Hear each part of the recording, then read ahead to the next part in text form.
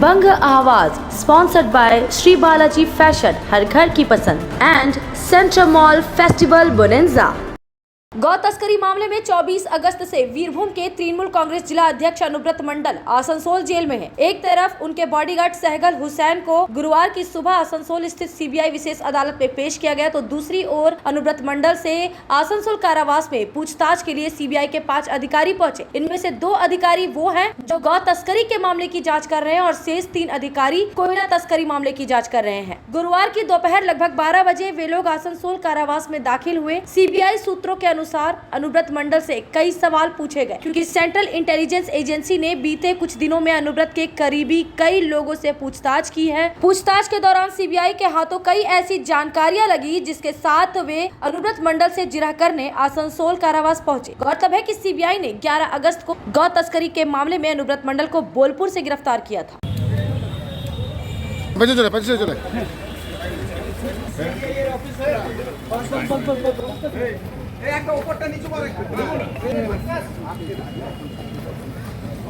बस आपने जाना है। कोयला तस्करी मामले में पश्चिम बंगाल में ईडी और सीबीआई के बाद अब सीआईडी द्वारा भी जांच की जा रही है, जिसके कारण पूरे बंगाल में हड़कंप मचा हुआ है और इस जांच के कुछ तार आसनसोल से भी जुड़े हुए देखे जा रहे हैं। सूत्रों के अनुसार केंद्रीय जांच एजेंसियों के हाथ अनूप माझी उर्फ लाला के लगने के बाद लाला के पास से बरामद किए गए कुछ सबूतों के आधार पर सत्ता दल से जुड़े कई बड़े नेताओं के रिकॉर्ड खंगाले जाने लगे, जिनमें तृणमूल कांग्रेस के युवराज कहे जाने वाले अभिषेक बैनर्जी, उनकी पत्नी रुचिका बैनर्जी और रुचिका बैनर्जी की बहन मेनका का नाम भी शामिल है। लाला के कई सहयोगियों की गिरफ्तारी भी हुई। लाला को सुप्रीम कोर्ट की ओर से सुरक्षा कवच दिया गया है, जिससे सीबीआई द्वारा उसकी गिरफ्तारी नहीं की जा रही है। इसके अलावा गिरफ्तार किए गए लाला के कुछ सहयोगियों को भी जमानत पर रिहा किया गया है, तो वहीं कुछ फरार भी बताए जा रहे हैं। इसके अलावा इस मामले में 8 ईसीएल अधिकारियों की भी गिरफ्तारी हुई है, जो अभी भी जेल अभिरक्षा में हैं। ईडी और सीबीआई द्वारा कोयला तस्करी कांड में इतनी सक्रियता देखने के बाद राज्य सीआईडी की भी नींद खुली और वह भी इस इंक्वायरी की रेस में कूद पड़ी। खबरों के अनुसार सीआईडी द्वारा आसनसोल के पूर्व मेयर सह वर्तमान भाजपा नेता जितेंद्र तिवारी को पूछताछ के लिए सम्मन भेजा गया है।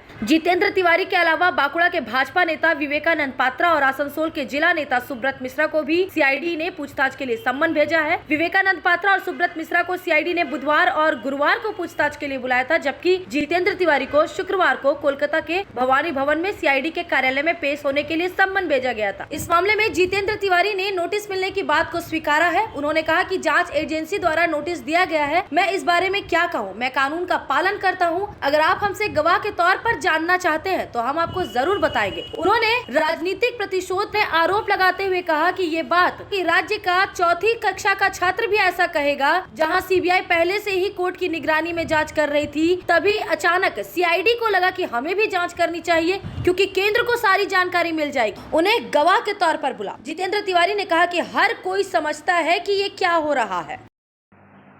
बर्नपुर गुरुद्वारा परिसर में एक हाई मास्ट लाइट नगर निगम की ओर से कुछ दिनों पहले ही लगवाया गया था और इसका उद्घाटन मेयर विधान उपाध्याय के द्वारा किया गया था, लेकिन उद्घाटन के कुछ दिनों बाद ही बिजली विभाग के द्वारा हाई मास्ट लाइट का बिजली कनेक्शन काट दिया गया। इससे गुरुद्वारा आने जाने वाले श्रद्धालुओं को अंधेरी की वजह से काफी परेशानियां होने लगी। इस परेशानी को ध्यान में रखते हुए बर्नपुर गुरुद्वारा प्रबंधन कमेटी के कुछ सदस्य आसनसोल नगर निगम के मेयर विधान उपाध्याय से मुलाकात करने पहुंचे, लेकिन उनके नगर निगम पहुंचने से पहले ही मेयर विधान उपाध्याय अपने कार्यालय से निकल चुके थे, जिसके बाद गुरुद्वारा प्रबंधन कमेटी के सदस्य डिप्टी मेयर अभिजीत घटक से मिले और उन्हें अपनी समस्याएं बताई और एक ज्ञापन भी सौंपा। डिप्टी मेयर अभिजीत घटक ने उनकी बातों को ध्यान से सुना और जल्द से जल्द हाई मास्ट लाइट में बिजली का कनेक्शन जोड़ने के लिए संबंधित अधिकारियों को निर्देश दिया। इन तमाम बातों की जानकारी गुरुद्वारा प्रबंधक कमेटी के सेक्रेटरी सुरेंद्र सिंह ने दी। काफ़ी दिनों से हम इसकी मांग कर रहे हैं, लेकिन अभी तक हमारी जो सुनवाई है नहीं हुई है।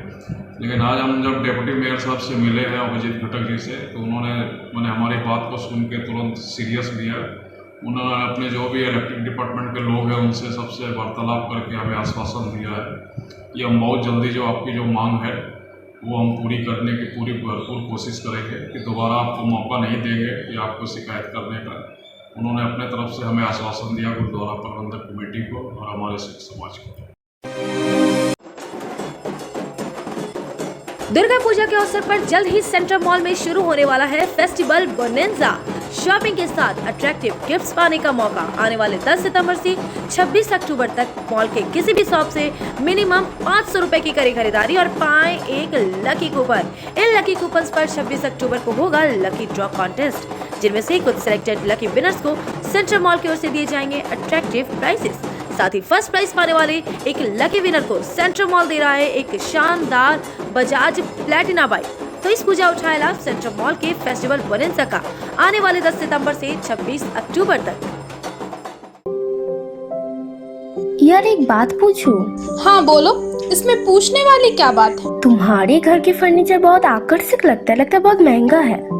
अरे नहीं, उतने महंगे नहीं, रीजनेबल रेट पर ही लिए। अच्छा, आओ मैं तुम्हें अपना दीवान सेट दिखाती हूँ। डिजाइन तो बहुत एट्रैक्टिव है, लगता है क्वालिटी में दम नहीं होगा। कौन कहता है? ये फर्नीचर वर्ल्ड क्लास है, प्योर सागवान के, क्वालिटीदार और टिकाऊ भी। क्या सच में?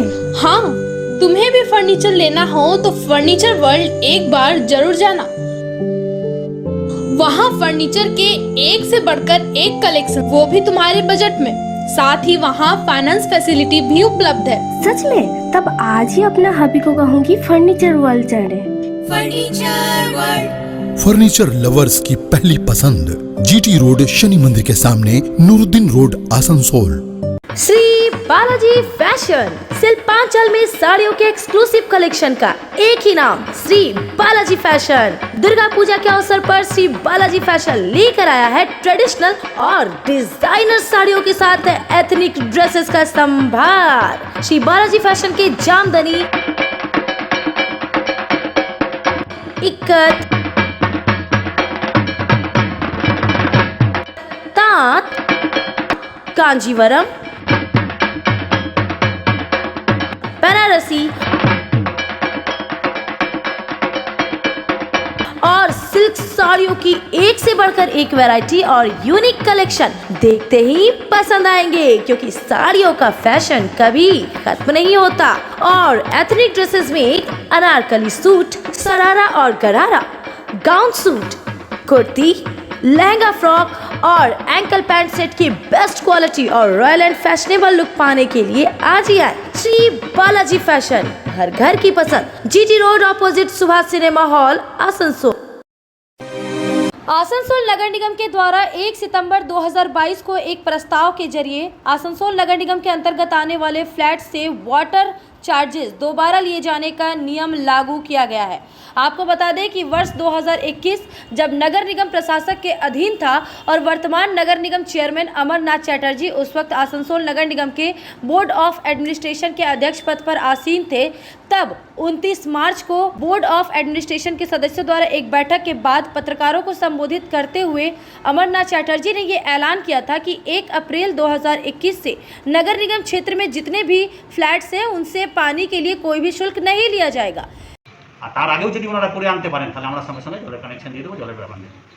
31শে মার্চ পর্যন্ত যে সমস্ত ফ্ল্যাটের জলের ট্যাক্স যারা দিত তারা যদি ক্লিয়ারেন্স সার্টিফিকেট দিতে পারে তাহলে 1 এপ্রিল থেকে তাদের আর ফ্ল্যাটে যারা বসবাস করছে তাদের জলের ট্যাক্স দিতে হবে না।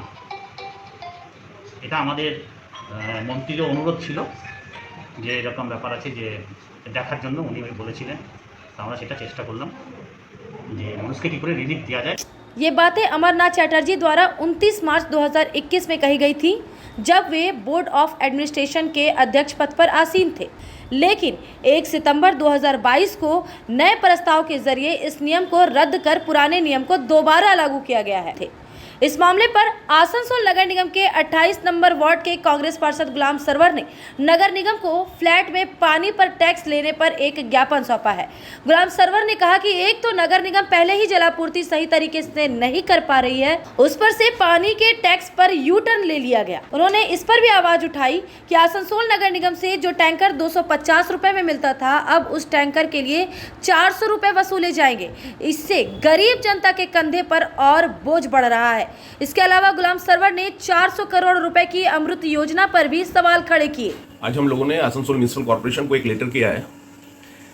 बहुत ही अफसोस की बात है कि जिस वक्त 29/5/2021 को बोर्ड ऑफ एडमिनिस्ट्रेटर के टाइम में एक रेजोल्यूशन हुआ था, जिस रेजोल्यूशन में कहा गया था 1/4/21 से जिस फ्लैट वगैरह में जो पानी लिया जाता था, जो मीटर लगा करके जिसका फ़ी कॉरपोरेशन लेता था, वो तमाम फ़ी को छोड़ दिया गया है।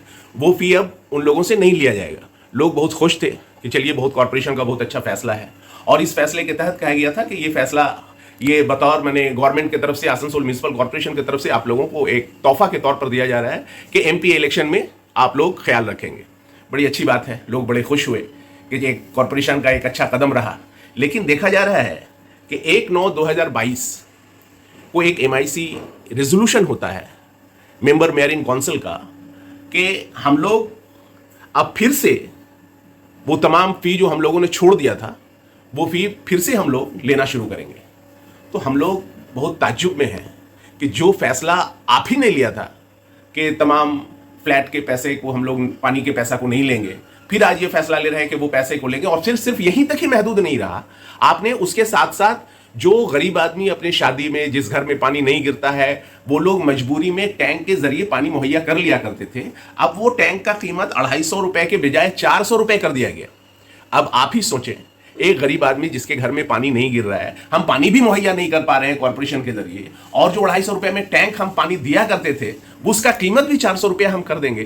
तो ये कौन सा फैसला हो रहा है, कहाँ कैसा ये यू टर्न लिया जा रहा है? मेरा कॉर्पोरेशन से मुतालबा है कि आप इस फैसले को वापस लीजिए, वरना गरीबों के कंधे पर एक और बोझ होगा कि 400 करोड़ रुपए जहां पे अमरूद का प्रोजेक्ट में इसी पानी के गर्ज से पैसा आया, आप उस 400 करोड़ रुपए खर्च करने के बाद भी आज ये हालात है जहां पे 24 घंटा पानी देने की बात थी, आज इलाके में घंटों भर पानी नहीं मिल रहा है, तमाम लोगों तक पानी हम लोग नहीं पहुंचा पा रहे हैं। इससे अफसोस का बात और कुछ नहीं हो सकता। हम चाहते हैं कि ये फैसला वापस हो, हर हाल में वापस हो।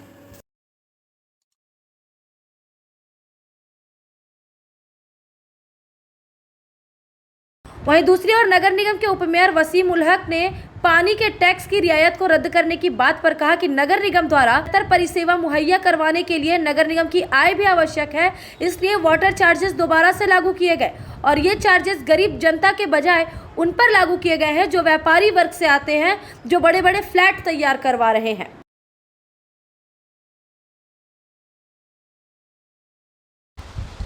জলে কর নিয়ে যেটা বলছেন, উনি আগে বোর্ডে উনি দায়িত্বে তো ছিলেন, বোর্ড মেম্বারে ছিলেন,